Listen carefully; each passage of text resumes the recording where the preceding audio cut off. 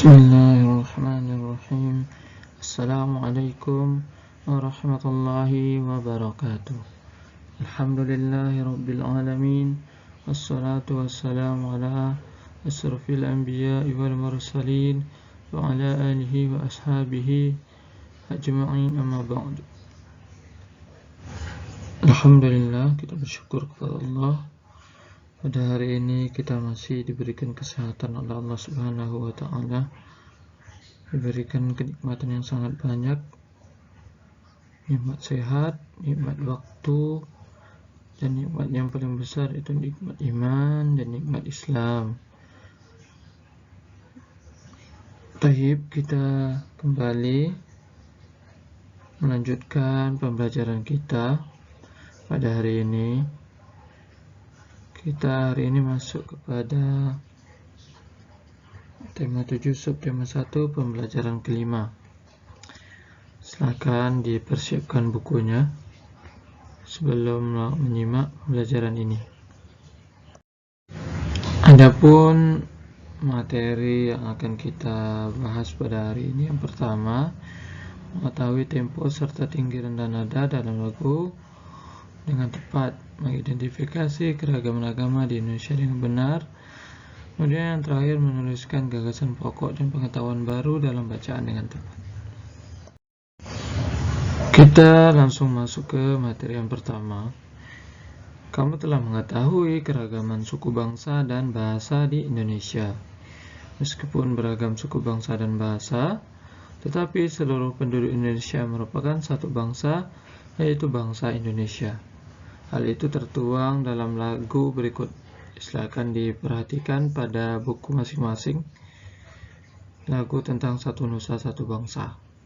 Dan disimak aja ya. Tahukah kamu tinggi rendah nada?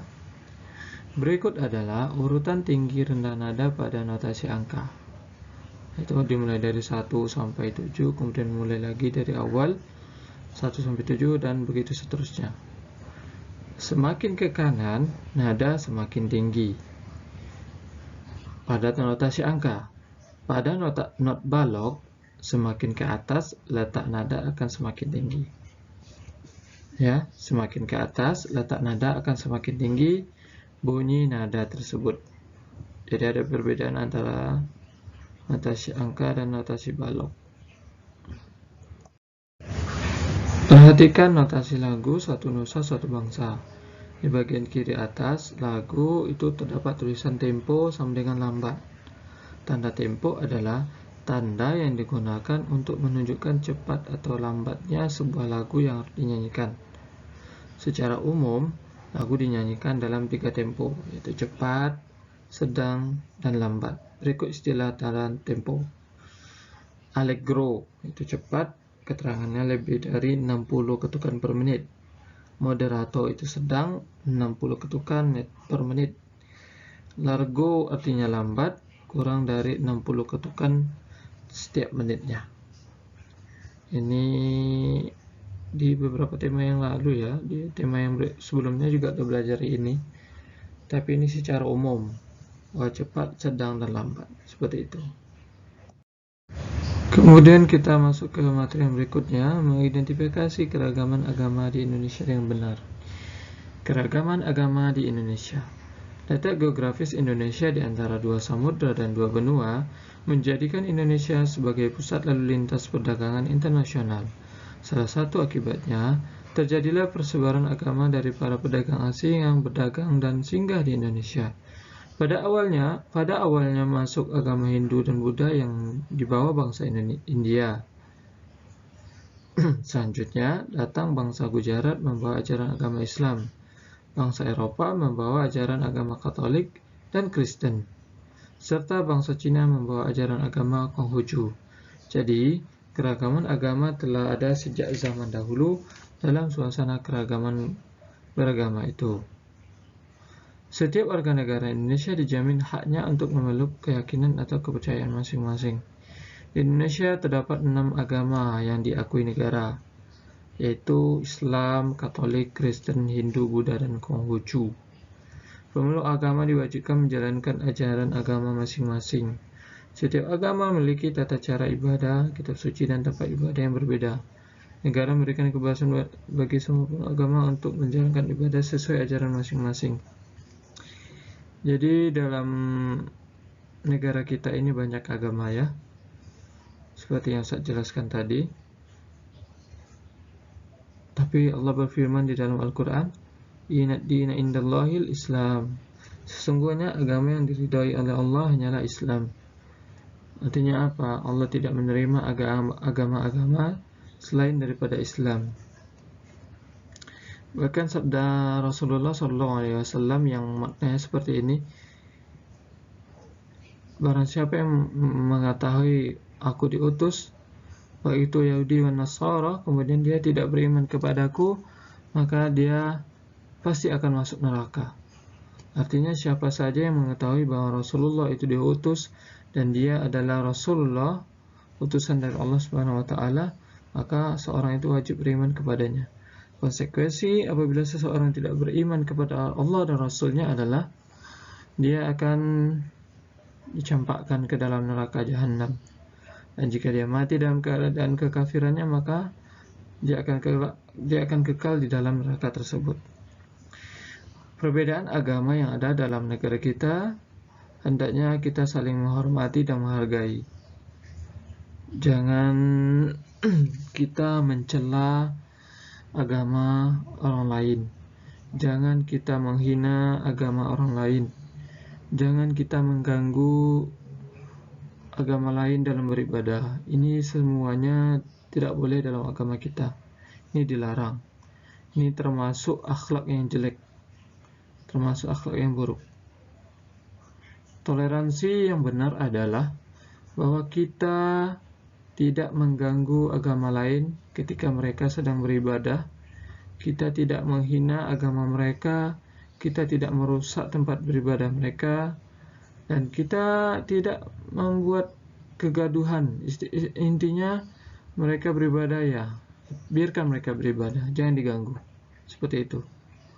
Dan yang salah atau toleransi yang salah adalah kita ikut serta dalam ibadah mereka. Ini nggak boleh.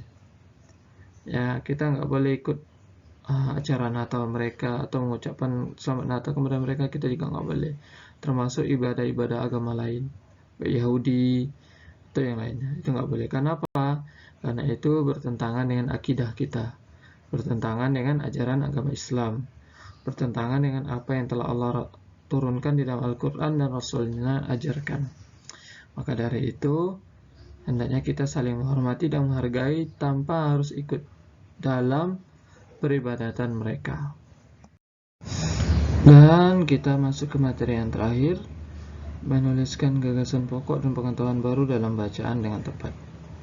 Jadi terkait dengan teks keragaman agama di Indonesia yang Ustaz tuliskan tadi, yang juga terdapat pada buku antum, tugasnya tuliskan gagasan pokok dari setiap paragraf. Yang kedua, tuliskan pengetahuan baru yang kamu dapat dari teks tersebut.